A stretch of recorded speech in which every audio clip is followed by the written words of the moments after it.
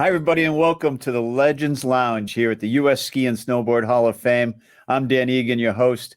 And when it comes to winter, I think about playing outside with my family and friends. My favorite saying as a kid was no school, all school. All the neighborhood kids would run to the local hill and we would sled, we would ski, and we would snurf. We would ride our snurfers down the hill. And snurfing was really a lot of fun. And of course, Sherman Poppen was the inventor of the Snurfer. And he's our honored member of the U.S. Ski and Snowboard Hall of Fame, class of 2019. And we're excited to meet his children, Julie and Wendy Poppen, here on the Legends Lounge. But before we get started, we have to drop in with our executive director, Justin Koski. Justin, how are you? I'm good, Dan. Thanks. Hey, snurfing is fun, right? Skiing and snowboarding is generational. People pass it on from one generation to another. And snurfing was like the missing link as a kid because you could ride down the hill and have fun riding on this board. And it really required just very simple equipment. All you needed was a snurfer. Yeah, you'll see in looking into Sherman's career and having the opportunity to talk with his daughters today, super looking forward to that. You can see the simplicity. You take everything away. Your example of the snow day, growing up here in the Upper Peninsula of Michigan at the birthplace of organized skiing and snow sport in America. Same thing. I mean, we gathered and we strapped whatever we could that was flat to our bodies, didn't matter what. Sherman Poppen sold 1 million of these things. It's insane what he was able to do with just the simple invention of the beautiful Snurfer that you could go out and enjoy. Anybody could jump on and try their hand at it. It was great. Of course, it made us feel like we were surfing on the snow. The Egan household was up on a hill, and we would build jumps and build tracks down through the snow and ride on our Snurfers all through the 70s. Well, let's meet Julie and Wendy Poppen and Sherman's children. How you doing? How's it going? Good. How are both of you? Oh, we're doing all right. We're making it through. Thanks for joining us here in the Legends Lounge. And I see you have a lot of things in the background there, but you have 3 Snurfers right there in the background. And our dad is here to join. Sherman's with us. We have a nice sculptural rendition of our dad, including wearing his 1970s favorite Ray-Ban sunglasses with leather sun protectors. All the photos I've seen of your dad, he looks like a really conservative guy, but I'm thinking he probably wasn't if he was inventing things like the Snurfer. Was he? Tell us about your dad. Well, I'd like to first start out to say I wish he was here to be able to accept this award on his own, but he passed away in 2019 on July 31st. So it would be him if he was here, but now you're stuck with us. We also have another sister who's 5 years in between, or is right in between us in age, named Lori, who lives in Michigan still. So she wishes she could be here, but with this virus, she can't be right now. So you're stuck with Julie and I. Lucky day. But yeah, go ahead, Wendy, talk about Dad. Well, I mean, when it comes to your dad, was he, what I understand the first Snurfer was 2 skis that were bolted together to take you guys out and drag you around in the snow. Which sister had that honor? Well, I think we should start out with the reason that the Snurfer was invented. And I think I'll let Julie start out because it's because of the fetus that the Snurfer was invented. And Julie was a fetus at the time. So we got kicked out of the house I and my sister Lori got kicked out of the house by my mother because she was really sick with Julie because you take it away. All right. So yeah, my mom was pregnant with me. I was due to be born, I think originally in late January, but they got me a month early because I was what they call a blue baby, incompatible blood types with my mom. So she already had 2 little kids, 5 and 10 years old. Obviously a pretty stressful time with the medical conditions and the 2 kids running around. And so yeah, she said, our mom Nancy said, sure, get these girls out of the house. And they went off to play in the sand dunes with snow on the shores of Lake Michigan on the western Lower Peninsula. Yeah, and so it was normal Christmas morning, and my sister was 5, I was 10, and we're totally jacked up on candy from the stocking. So my mom's like pregnant with this one and just said, "Get these kids out of the house." And so my dad bundled us all up and brought us outside, and it had snowed, but not that much. So we had a sled and we tried to slide down the hill, but the runners on the sled kept hitting the sand because we lived in Michigan where it was sand dunes, and it wasn't going anywhere. So then he said he figured out to get a ski. So he tried one of my little skis, but his feet were too big to stand on it. They hung off. So then he took both of my skis, went into his workshop and put a little piece of wood at the tip and the tail and nailed it in, and then his feet could fit. So we had fun sliding down the hill. And those little skis are at the Smithsonian now. And you weren't too happy about that, were you? I was pissed off because those were my favorite skis, and I had Cubco bindings and bamboo poles with old ski equipment, and I loved those skis, and here he is nailing them. So, but yeah, I would circle back to your first question about his character. Like, you're right, he was a conservative business guy. Put his business and family first, and always had his little wingtips and suit and tie and all that, going out the door every morning. Very physically active, though, very into running, tennis, skiing, sailing. At the same time, he had a major fun streak. He loved having fun and being in the moment and being active. So I think that's where you get the wild man. But his public demeanor was very much more on the conservative side. So you would not, he's been described as an American surfer in certain past media where like surfer. Yeah, he was not anything like your, surfer guy, even though he probably wishes he could have been. Yeah. Your mom sounds a lot like my mother. My mom kicked all 7 kids out of the house, including my dad, so she could have peace of mind. And, so, I mean, it's one thing to get kids outside of the house and having fun on snow, making it a play day, but then to develop something where you sold over 1 million units. How do we go from a pair of skis basically bolted together to the development of the idea and then launching into a company? How does that happen? Well, there you go. So as we were playing out there, we were having fun. We were all taking turns on this new board. And I remember my mom poking her head out the back door, and number 1 being glad she wasn't yelling at us anymore. And number 2 saying, "That looks fun. You should call it a Snurfer." And it just kind of went here and there. And then how it progressed is, that day got over, and then my dad figured out he could get water skis. So he got some water skis, started sliding down the hills. And then he decided to really design it, and designed a whole patent and brought it to Brunswick to try and sell the idea to them so they would make it. And I remember he took me along, and we're on this little hill. It was grass, and there's all these suits standing up there, my dad, and then me, who was a little pet monkey on this Snurfer. So, yeah, well, his rendition of Snurfer, he said, "Just go up and down the hill till I tell you to stop." So they're all talking business, and I'm dragging this thing up, sliding down, dragging it up. And so they obviously bought it that day, bought the idea, and started making them. Now, just you have a Snurfer there at the hall right behind you. Why don't you grab that and show us the Snurfer?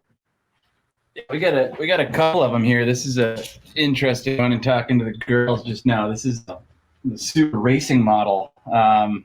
Looks like it was donated to us in 2000 by the late John Ponte. It looks like, who's a local guy that really helped out with the Hall of Fame here. But the girls can tell you a little bit more about this as I'm showing it. It's one of the early racing models. It's got the concave rear with a little fin. I hear as they're talking about water skis. This is pretty darn close. Yes. Yep. That is the racing model, and they put the fin and the skeg on the bottom because the problem is that you couldn't turn these things. Yeah, you had to, and that, well, it was Grandpa who figured out this thing. So let me back up a little bit. So before it was really designed, it was just a board, and this was not attached. This strap on the tether on the front. And my grandpa was with my dad, and we were out snurfing, and he said, you should tie a rope or something on the front so you can help guide it and steer it. And so it doesn't shoot off when you fall and you have to run around and go catch it. Right. You put this around your wrist. But this is... So it was really a family affair. Your mom named it. Yeah. And you wrote it in front of the people who were going to build it, and your grandfather got involved with how to drive it. That's fascinating. Yeah, and I feel like I remember my dad saying that. I think Wendy was an instigator, like saying to my dad, you should do something with this. Yeah, and he was always, he's a business guy. He's a manager, so I think he was excited to give it a try. And to your point, this was the basic model, the yellow model that a lot of people remember. This is one of the original Brunswick models, with just kind of sandpaper almost to foot grip, but this one does not have the metal skeg on it.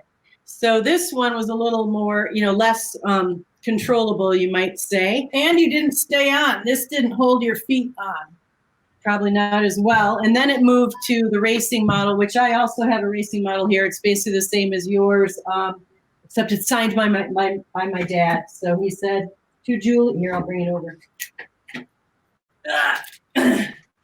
Now, the grip is different too. Instead of these, yeah, it is. It's like little rubber cross beams here, and I can't tell which I'm doing this, but it says, to Julie from Papa, and he always wrote "Ride On," and he always put the date of Christmas, 12/25/65, and his signature. But this one still has the wrapper, but we have a bunch of these. Right on. And personally, I like taking the wrapper off because we still will ride these around. And they're fun. But between this one that was like sandpaper and the one Julie just showed you was this one. And it's hard to see, but there's, maybe staples. If I put it sideways, there's staples on here. Like that.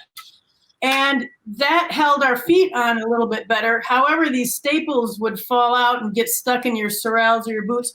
We also played on these in the sand in the summer, I want to say. Yeah, that was fun. And these staples were not good on bare feet. That's a good point.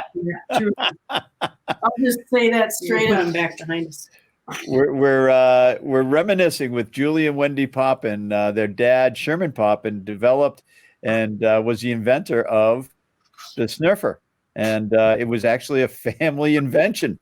Their mom named it. Their grandfather helped develop it with the rope on front. And there were different versions of it. They sold over 1 million units of the Snurfers. I grew up on a Snurfer here in Boston.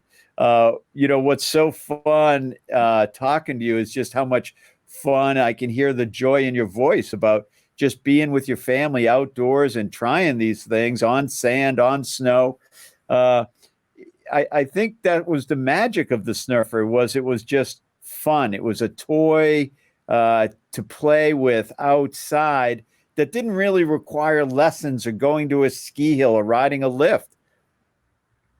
Yes. And that was a big, Wendy can probably talk about this, but it was a huge hit among the broke college students and young adults, because you could drag one of these anywhere. I mean, we would just hike off into the woods, and you could drag them up and down the hill, and it would, totally free fun and, really fun. And so I don't know, some people did try to bring them up, and you'll see early footage of people dragging Snurfers up and sneaking them up on ski lifts in Colorado and actually snurfing in the backcountry, which is frankly total insanity. But the footage is incredible. So some people did do that. But do you want to? No, I don't have anything more to say about that. That is true. Yeah, really fun. Yeah. And also, I used to be kind of a scaredy cat, so I would just sit on it and slide down, and that was also fun. I know what I was going to say. There was a time I kept saying to my dad, bring it up, do more with it, do more with it. And I think that's where Burton came in. And my dad would always say, I want it just to be a toy. I want it to be something that people can afford to buy their kids for Christmas, so they don't need special boots and the whole big thing. And for all the people who don't live by a big ski area or big hills, it could just be, at a golf course. So he really didn't want to push it anymore because he wanted it. He had an idea of what it should, who should use it and what the clientele should be like. I know that we got them for Christmas. They were Christmas presents that would show up under our tree, but there were competitions, so it was sort of developing a little bit. There were races, right?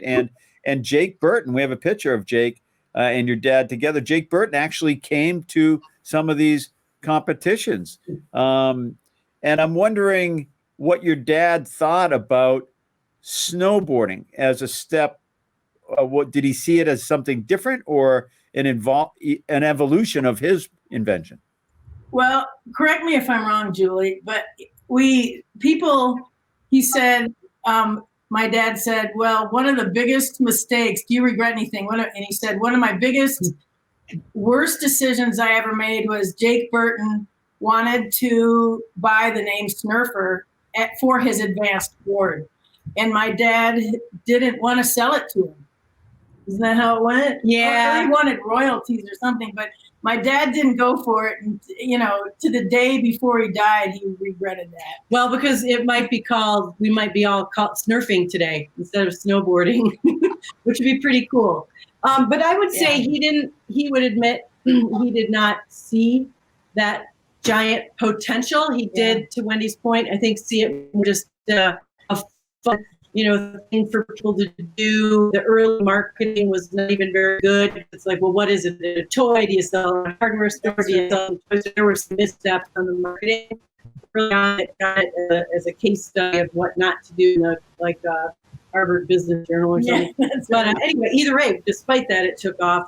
And then at one point, I'm sure he did start to see the potential, and then, Burton would come and to the Snurfing competitions, and then he, wanted to develop his own board, and they wouldn't let him compete with that one. They created an open division for that. And of course, the Snurfer was always faster, I will say, than the early Burton boards because it's skinny. I did beat Jake Burton the first time he showed up on a Snurfer. That's That a girl. Went home with a tail between his legs and said, I need to invent my own thing. You might need to fact check that one. But That's anyway, a true story. but the point is that I think my dad really came to really love snow. Well, he did. He switched to snowboarding from a lifelong skier in his 60s, and he was absolutely hooked on snowboarding. He always described it as just this Zen experience. He had definitely a few broken ribs to show for it. He always loved the trees and Steamboat. And anyway, he loved what snowboard became. He loved the spirit of the snowboarding community. And so he was a total, later in life convert to snowboarding.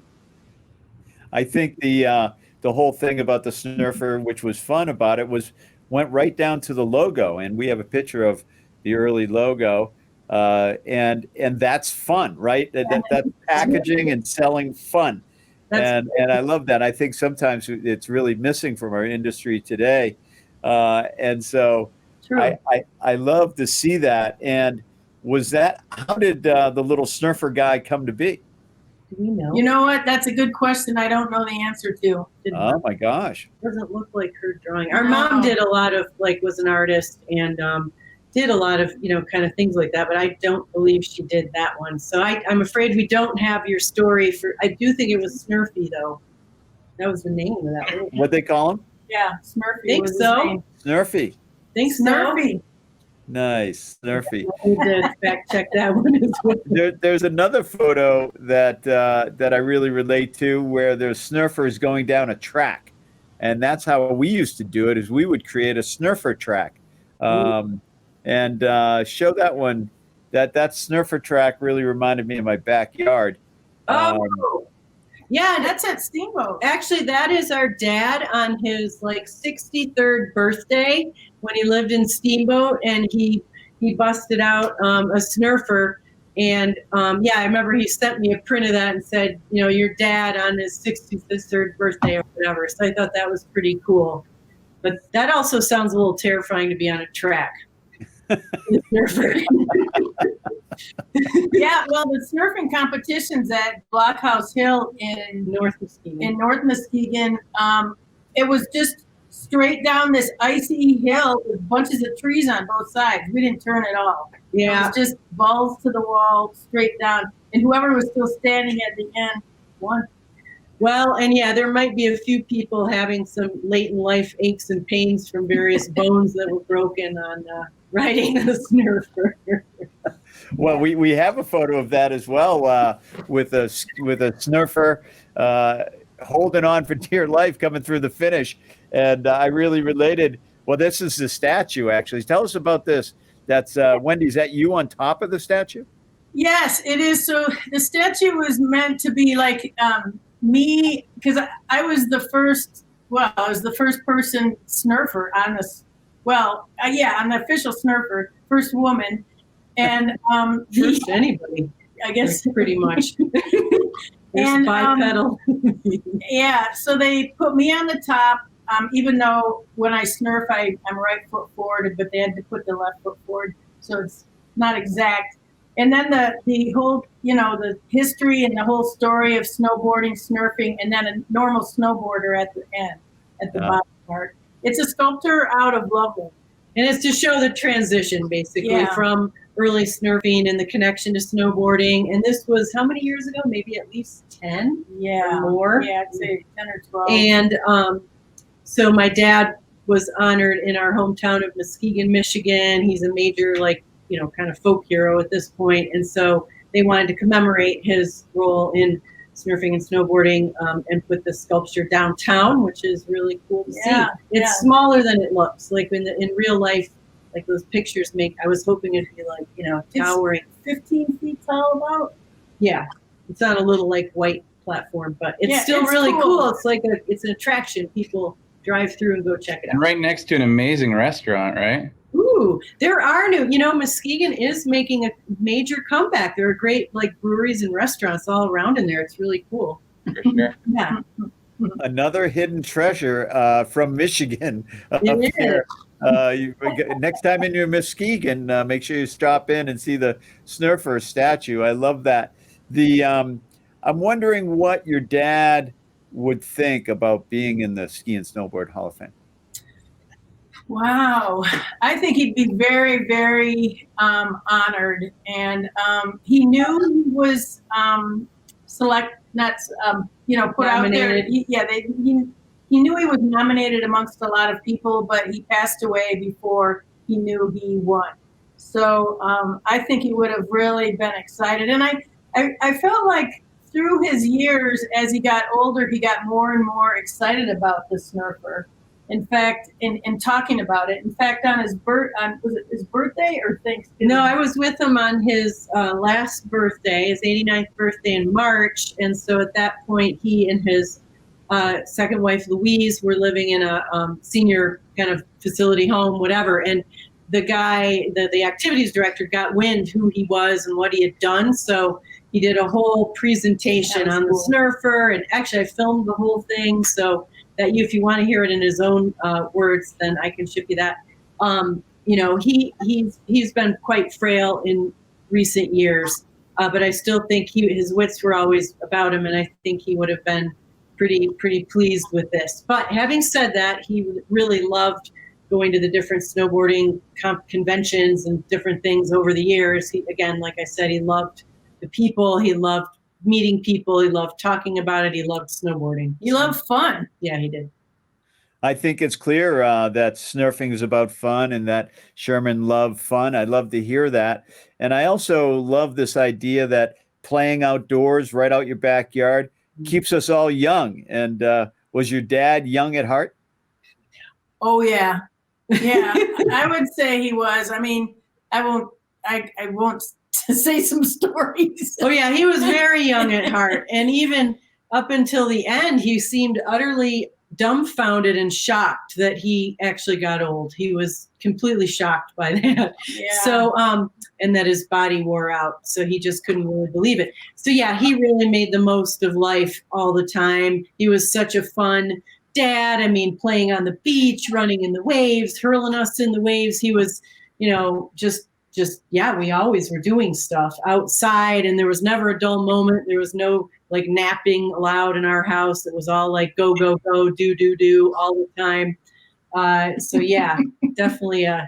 And skiing, so many great memories. Although my main memory of being on the mountain with him is that Wendy and I would be on our little telly skis, because we don't tell, but we still don't really know how to snowboard. Anyway, we would be out with him. He was always the fearless guide. He knew all the little nooks and crannies and best places on the mountain to go. And my main memory of him on the slopes is that he was way down below, like on his knees, looking up, waiting for us, because we were always, he always blew us out of the water. He was really fast.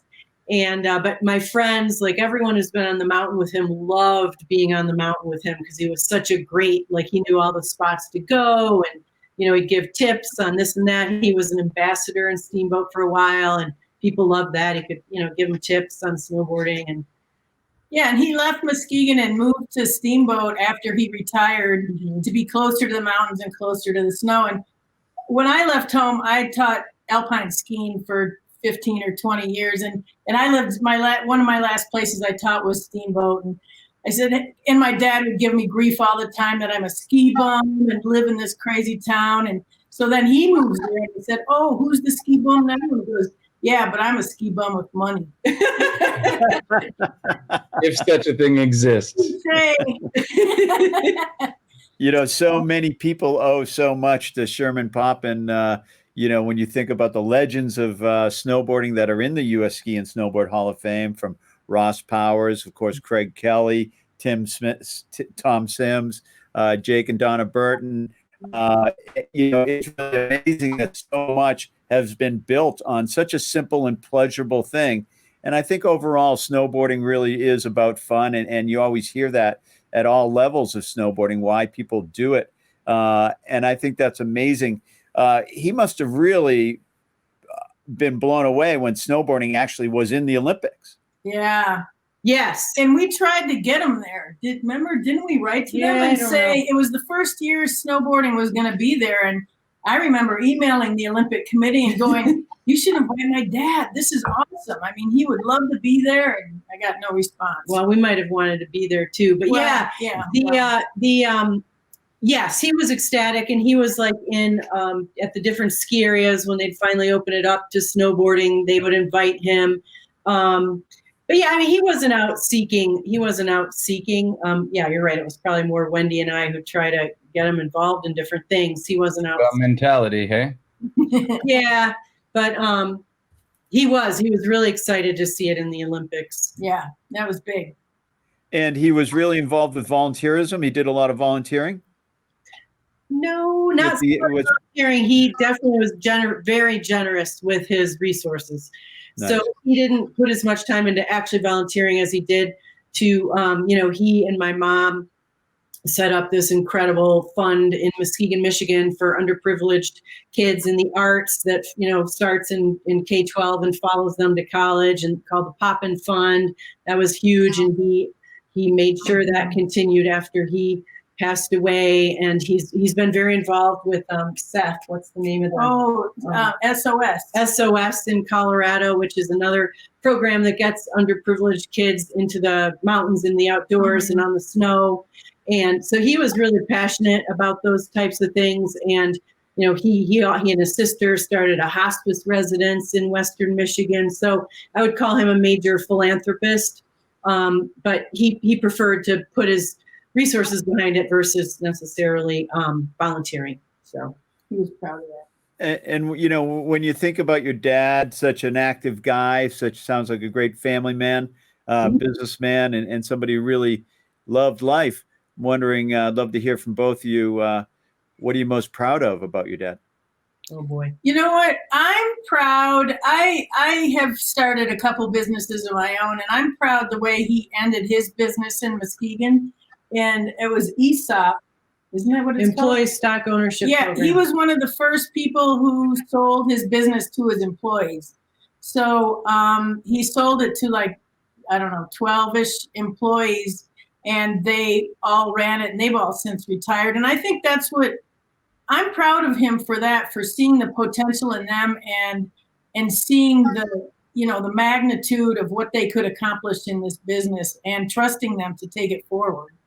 And that's actually a really good point, because if you had asked him, pretty sure he would say, I mean, the Snurfer, he loved, it was fun. He loved the community and meeting people through the Snurfer. But if you asked him what he was most proud of, I'm guessing he might say that, because he could have sold the business to a corporation. In fact, when he was a young man, he was offered a major corporate job in New York, and he turned it down. And he loved working in a small business in the community, in his local community where the town he was raised in. And it was a big deal for him to sell that company to his employees. And he was so proud, because they all ended up, coming out with huge nest eggs to be able to take care of their families and their, on and on and on. So he did feel quite strongly about that. As far as what I'm most proud of him about, gee whiz, yeah, there's a lot, but I thank him for, he was an extreme optimist. So even in the darkest of times and when things were so weird, he was just so positive about humans and about life, and that we could come together and, do good together. So his positivity and energy were things that I think he left with us, but also shared with anybody he met. he was a very honest man too. Mhm. He really took the high road all the time. Well, he was honest, and Very honest. sometimes maybe people didn't like, he's the kind of person who a lot of people love, and maybe I know that people didn't always sugarcoat things, that's for sure. So Sherman Poppen, the inventor of the Snurfer, was a transitional and transformative person in the snow sports world. Through the birth of Snurfing came snowboarding, all the way to the Olympics, and all of the progression that we see now with half pipes, jumps, flips, twists, and skiing backwards, grinding rails, everything that kids are doing these days all around ski areas around the world. And what a pivotal person. And this is the type of people you find in the U.S. Ski and Snowboard Hall of Fame, people who have changed the shape, were forward thinking and ahead of their time. And Justin, I think that when you sit there in the hall, and you see just what somebody like Sherman did for the entire industry, I wonder what your thoughts are about that. Well, the first thing I can't help but wonder is imagine you're Sherman, you're 75 years old, you're snowboarding in Steamboat, and you get on a lift next to two young kids snowboarding, and they look over like, who's, like in your words, Dan, who's the old guy here that's ripping down the hill on the snowboard? It just doesn't surprise me. I sit and I look at, these nominations. You look at Sherman and what he did, and hear his daughters talk about him. They're extraordinary individuals. They're people that really never stop. So I love hearing about his positivity, about his resilience. It doesn't surprise me. All these people, either on the athlete or non-athlete side, the common thread is just a passion for the outdoors and really furthering our sports. In people like Sherman's case, without even realizing he made but a ripple in it, he made this huge wave that would go on to really create the boost that the industry needed. As you know, Dan, during the invent or acceptance of snowboarding coming into the industry and onto and accepted on our slopes, so that these guys and girls sliding on snowboards could buy lift tickets and have access to the same lifts as the skiers, was the boost that the industry really needed at that time. And I think without this drawing Jake's attention, and it was a team effort to get the sport to where it is today, where it's one of the most watched competitions when our Olympics come every 4 years. Absolutely, and no question about it. It's just amazing to me how much came out of such simple pleasure of gliding on and through snow on one simple board. And Julie and Wendy, before we let you go, I love the fact that you guys still occasionally break out the Snurf and go surfing. Tell us about that. I do. I don't know if you have. So I have an 18-year-old daughter. She's a freshman at CU now. So I definitely gotten her and her buddies to go take them out the way that I used to when I was a teenager.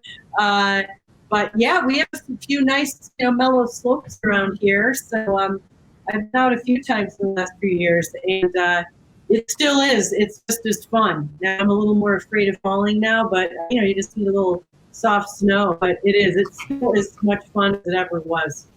So I highly recommend. In fact, they are making them. The fellow in Vermont. Yeah, the company's called Bewdo, Bewdo. Mm-hmm.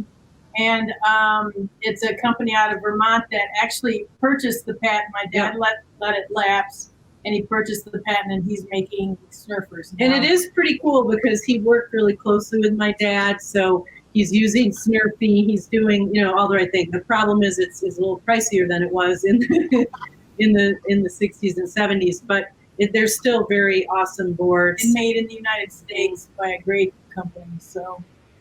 Yeah, I'm glad to see it continue.